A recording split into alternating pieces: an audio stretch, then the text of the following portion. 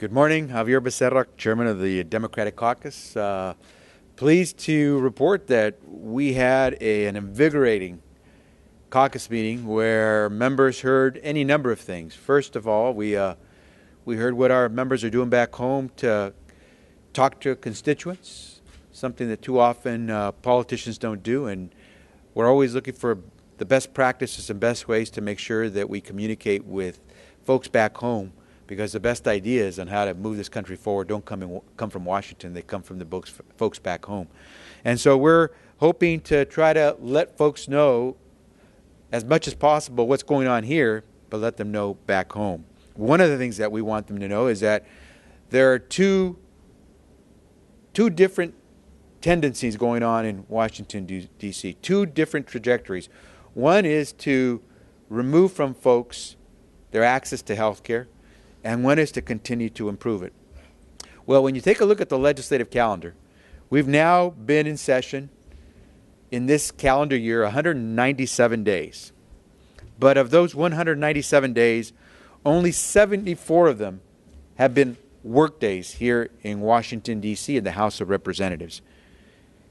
And during those 74 days out of 197 days in the year, we have in the House of Representatives seen our Republican majority push forward and pass and get signed into law 0 bills to help the economy and put Americans back to work.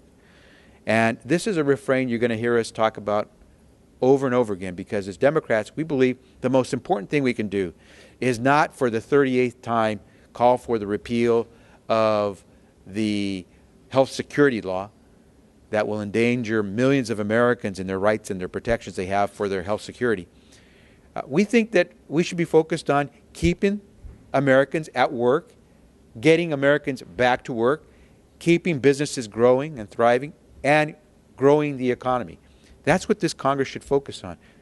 Guess what? If you do that, health care, education, all those other issues, housing, they start to fall in place as well. Because when Americans are working, our country is working, and we need to focus on that. Yet, in 197 days in this year, 2013, only 74 of them work days in the House of Representatives.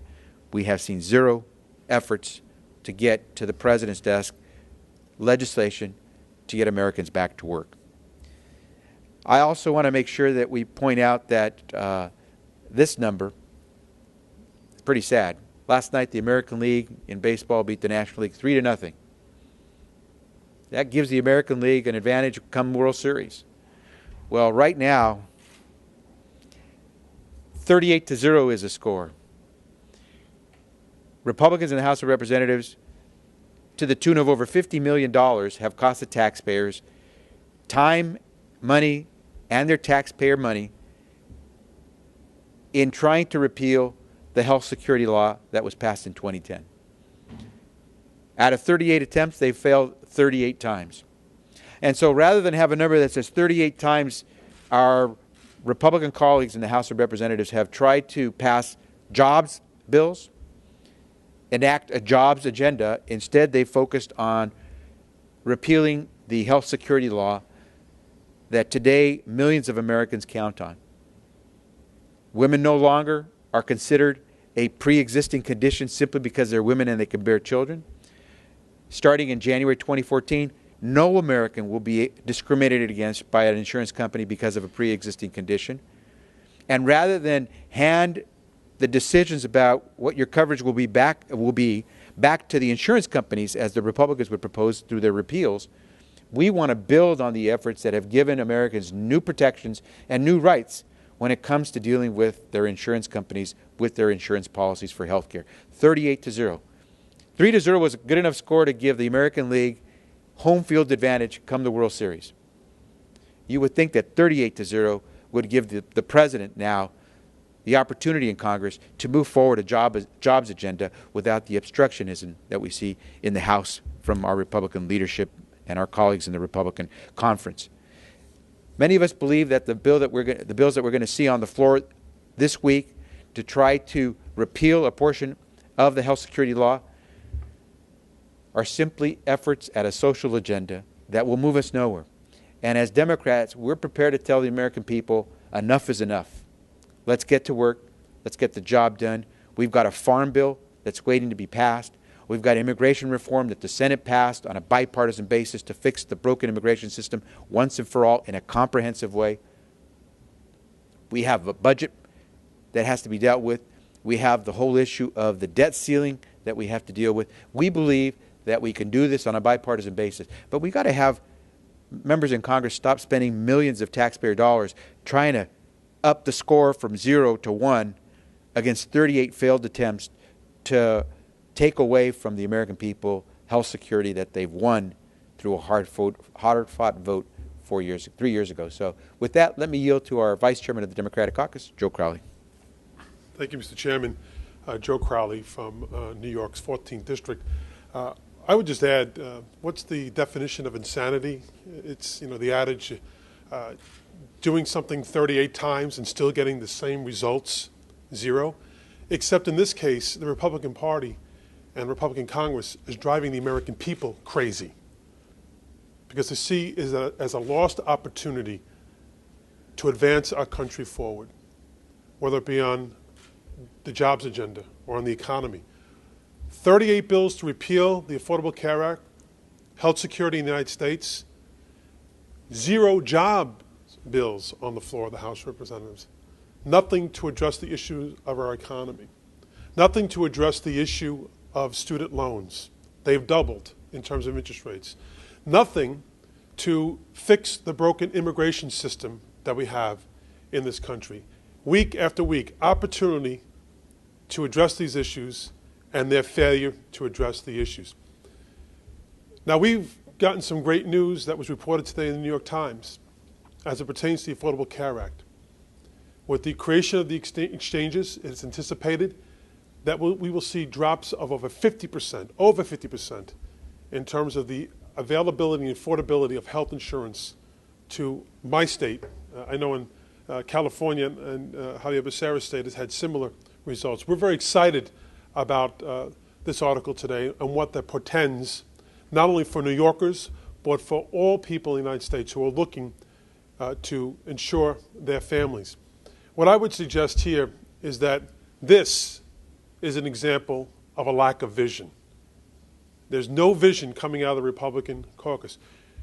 You may not like everything that Democrats have done, but the one thing you can't say about us is we had no vision. We've always had vision about moving our country forward. It's time for the Republicans to stop the politics and the cheap political gains that they think they're having and start to get to work and address the real issues of the American public.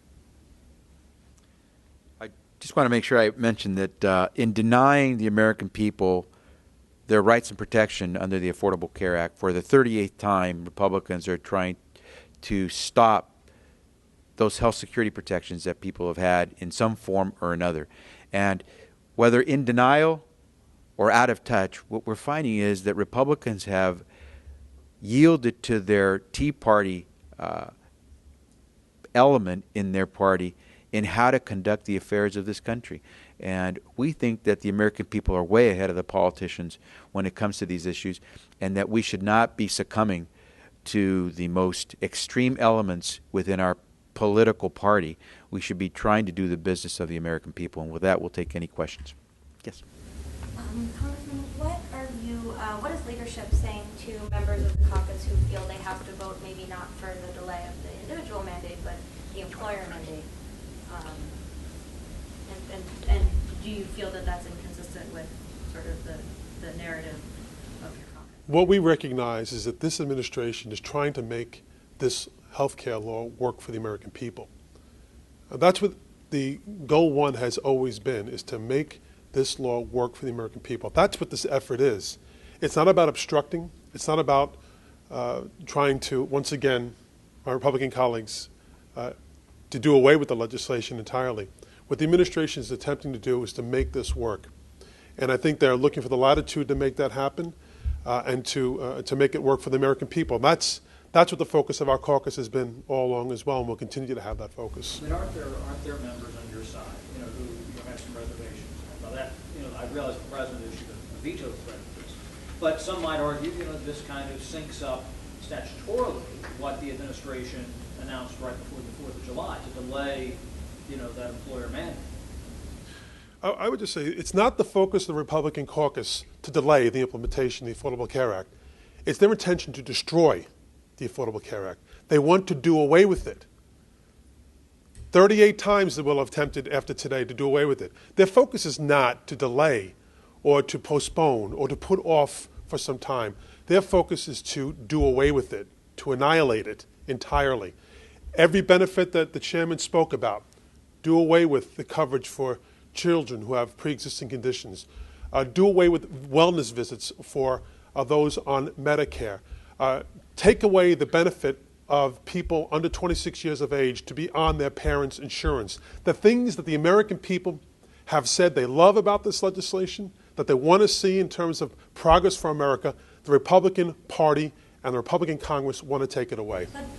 But Congressman, in all due respect, if that's true and if that's the case you're making and if that's what you believe, how do you or are you making that case to members of your own caucus who say, I'm going to vote for the employer mandate delay today? If I could just add to what the Vice Chairman said, because I agree with him. Every member is going to do what he or she believes is important for the people he or she represents back home. And so I don't know what they do on the Republican side, but on the Democratic side, we provide information and we try to make all the resources available to our colleagues so that they can make the most informed decision as they vote their conscience and for their constituents. We've not gone out there and polled our members to find out how they're going to vote on this particular issue. We've simply provided them with the facts. And as the Vice Chairman just said, the Republicans don't need to put up a bill to try to do what the President has already done. The Republicans are going way beyond that here in these bills on the House floor this week. They're actually trying to undermine the protections that people have, and they're trying to undo some of the rights that Americans currently now have and will continue to have as the law, the health security law, continues to unfold. And so why would the Republicans, if they're sincere this week, put on the floor a bill that's going to cost thousands of taxpayer dollars to do when it's already been done? We've been there. We've done that. It's really a political game. It's, as I said before, it's a political agenda, and to me, it's sad when what we find is the House of Representatives being used as a political football where an agenda, a social agenda, is being driven, not what the American people want, but what a political party, and in this case an extreme element of the political party, the Tea Party within the Republican Party, is trying to move forward. If it weren't for the Tea Party, I suspect we wouldn't be having this vote this week on eliminating the rights and protections that Americans have now secured through the health security law.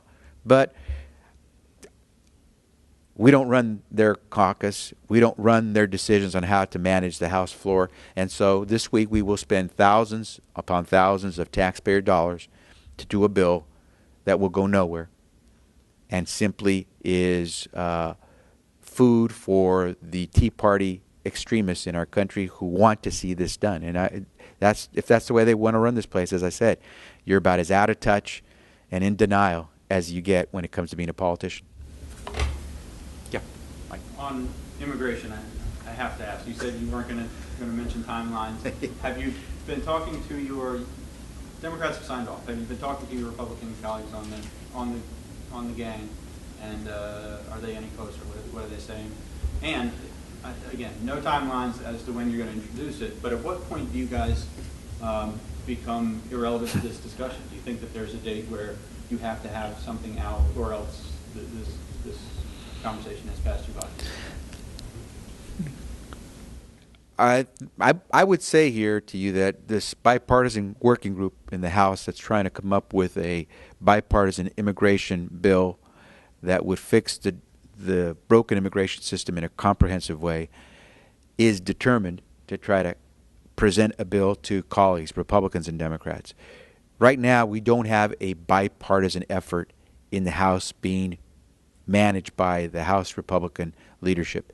They're allowing, once again, the Tea Party element in the Republican Party to drive the immigration debate. And we hope that there can be a true bipartisan effort in the House that has real consensus and compromise so that we can move something that the American people will look at and say, this is real. Just the way the Senate did in moving a bipartisan bill through the Senate with 68 out of 100 senators voting yes, bipartisanly. We believe in the House that this can still happen. Timelines are out the window at this stage, and what I would simply tell to you is that there is a determination, I believe, on the part of the 7 members of this working group, bipartisan members, to produce a bipartisan comprehensive fix to a broken immigration system. That we know will be good for the economy. The Congressional Budget Office, the neutral fiscal arbiter of what the cost of legislation is here in Washington, D.C., has said to us, you do a bipartisan comprehensive fix of the broken immigration system the way the Senate did, and you're likely to reduce the deficit, federal deficit, over the next 20 years by $800 billion. So we believe that it makes sense not just to finish the work on a bipartisan fix of the broken immigration system, but it's indispensable, it's absolutely necessary that we do this fix for our economy, for our national security, and for American families who are looking to stay at work and do this the right way, and some of them, in some cases, to bring in the mother or the child who is away from home. And so we think we can get there. It's not easy for some of our Republican colleagues. Remember, Republicans are going from just a year ago talking about vetoing the DREAM Act and calling for immigrants to self-deport themselves to leave the country on their own because we'd make the conditions so harsh for folks that they would not want to stay, to now talking about a comprehensive fix. So it's a big turn for a lot of Republicans, but we know that there are a number of colleagues on the Republican side who want to get this done. We believe that we can work with them on a bipartisan basis to do this, get it done, and that's what the American people want. Get it done. So are you suggesting that the 3 in the group, the 3 Republicans in the group, are waiting to rally the support of a broader base within their conference before they'll sign off on anything? Or I don't want to speak for them in terms of what they're trying to do and how they're interacting with their Republican colleagues. I think all of us, Dems and Republicans alike, are trying to talk to our colleagues, Dems and Republicans, and try to move this forward. And everything I've seen in our conversations with our colleagues on the Republican side are that we are sincere in trying to get this done. We're close, and I believe all of us would like to be able to say that this is a product that can get us on a bipartisan basis to match the Senate in producing a bill that fixes the broken immigration system, that ultimately lets the president sign it and make it into law and gets us working and getting it done. I just make a quick comment. I don't envy those 3 Republicans. They're working in a dysfunctional caucus dominated by the Tea Party. And whether it's on, once again, the Affordable Health Care Act, 38 times to overturn it with 0 success, or it's their inability to initially pass a comprehensive bipartisan farm bill, or we saw what happened last week in terms of what they delivered for the American people in a so-called farm bill. They just can't get the work of the American people done. Our hope is that at some point there'll be a vision within the Republican caucus, that they see that the American people want to see progress on immigration reform because it's in the national interest of our country to do it. And putting the politics aside and addressing the issues the American people have sent us here to do, and that is fix a broken immigration system. Any final questions? Great. Thanks very much.